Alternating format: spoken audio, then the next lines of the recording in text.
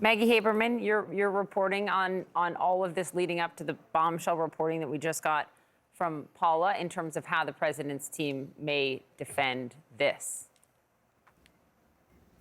I don't think they quite know how to defend this, Poppy. From what we have heard, they were, as Caitlin said, very startled by the existence of this tape. This tape was something that they learned existed when this aide to Trump testified. The prosecutors were already in possession of this tape. They didn't get it from the aide, although it appears the aide had a copy when it was subpoenaed later. But this is, and has been described to us this way by multiple sources since you guys broke this incredible piece of reporting many days ago, as a really problematic piece of evidence for Trump. Now, I think they're going to stick to their line of, he says things, he didn't mean it a certain way.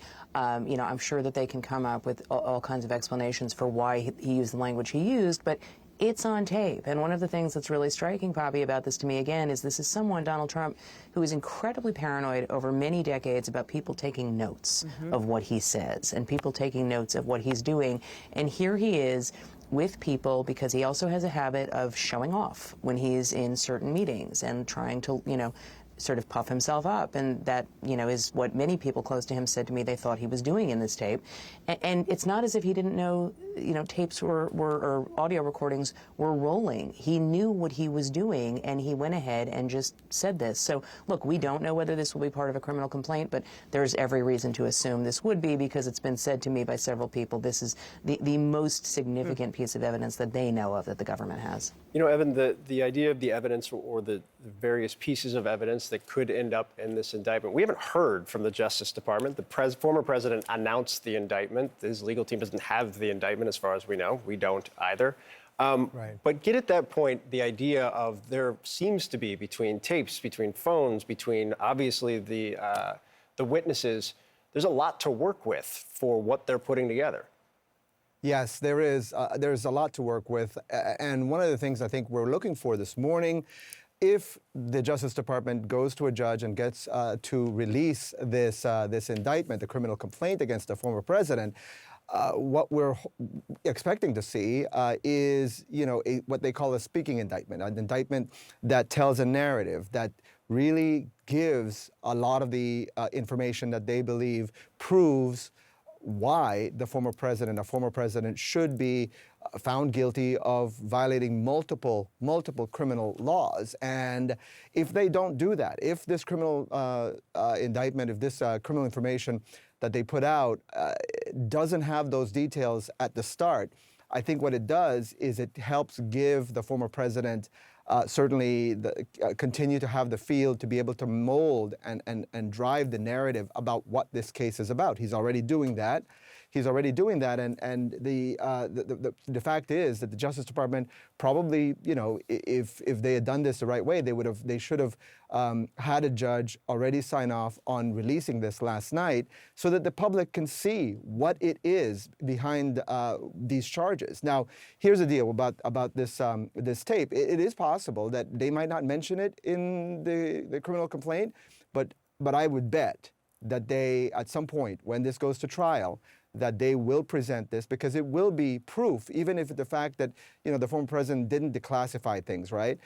What they want to prove is that the former president knew these things were national defense information, and one way you prove it is by saying these things are classified, and the former president knew that, and so you can bet that this is going to be part of the criminal case. Paula, you're a lawyer. It's most apparent, I think, to everyone that this could tie into the first charge, willful retention of defense information. What I'm interested in is your perspective on if you could think this could play into the latter charges, especially obstruction and false statements, and the timeline, because this is a recording from 2021, so he's already out of office. So what should we consider around that until at least we see the unsealed indictment?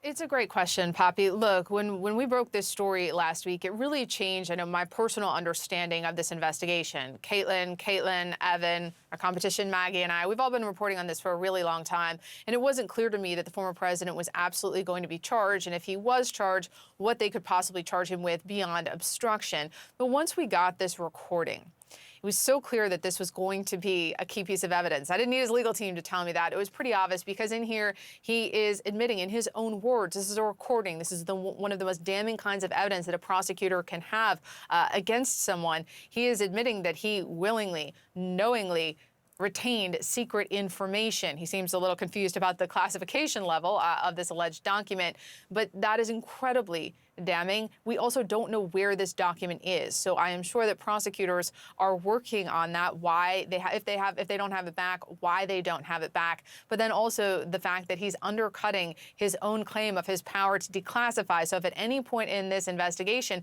they've argued that, again, to prosecutors, that they didn't have to return something because he had declassified it, well, this completely undercuts that and could potentially go to obstruction. But it will be interesting to see. We don't know at this point how this recording will factor into the indictment, but it's clear it's one of the most valuable pieces of evidence.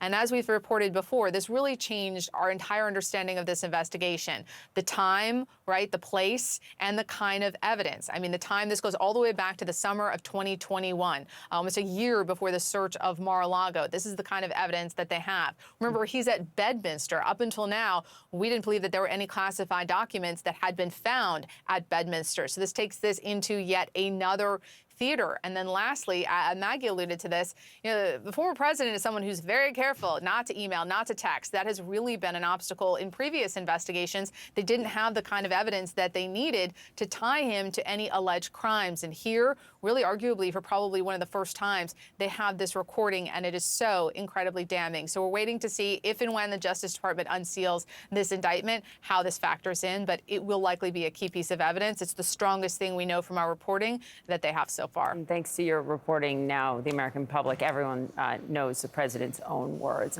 From allies to current political opponents, Republicans are largely coming to Donald Trump's defense this morning. House Speaker Kevin McCarthy, for one, calling it a dark day for the United States, saying on Twitter, releasing a statement saying that he stands with Donald Trump against what McCarthy calls a grave injustice, and also promising, quote, House Republicans will hold this brazen weaponization of power accountable. Now, campaign rival Ron DeSantis, he said something very similar, tweeting this: the weaponization of federal law enforcement represents a mortal threat to a free society. Joining me now for some more reaction to all of this and the new reporting this morning, former Trump White House Deputy Press Secretary Sarah Matthews. Sarah, thank you so much for coming in. And we just got in more reaction and a statement from an interview of Mike Pence, as we were just reporting on. Sarah was just talking about in the last block. I think we have a bit of this interview that he gave with Hugh Hewitt, talking about what he wants to see now, calling on the Attorney General to unseal the indictment. Let's listen to this. Justice Department, I think before the sun sets today, the Attorney General of the United States should be standing in front of the American people, should unseal this indictment, should provide the American people with all the facts and information here, and the American people be able to judge for themselves whether this is just the latest incident of weaponization and politicization at the Justice Department, or if it's something different. Or if it's something different. What do you think of what Pence is saying there? I do think he's correct that given the political sensitivities of this case, transparency is going to be of the utmost importance for the court of public opinion, because the people need to know what is in this indictment in order to make a judgment. And that's why I think that the Republicans like Kevin McCarthy or some of the other 2024 rivals for Trump that have rushed to his defense are doing it a little prematurely, because we don't know what's in the indictment right now. And it could be really bad for Donald Trump, or it could be a nothing burger. But if I had to guess, my money is on that this is a rock solid case. I don't think that the special counsel would have taken it to the point of an indictment if it weren't. Look, and speaking about potential premature reaction to this indictment, just this morning, Paula Reed and the team have reported this transcript, quotes from a transcript of a conversation that Donald Trump was having back in 2021, where he says, among other things, he's got this document in hand. We talked about so much that he could have classified it, but now I can't. Acknowledging that he still had this secret military document, military information, and saying, see, look at this. When you hear that, Sarah, what do you think?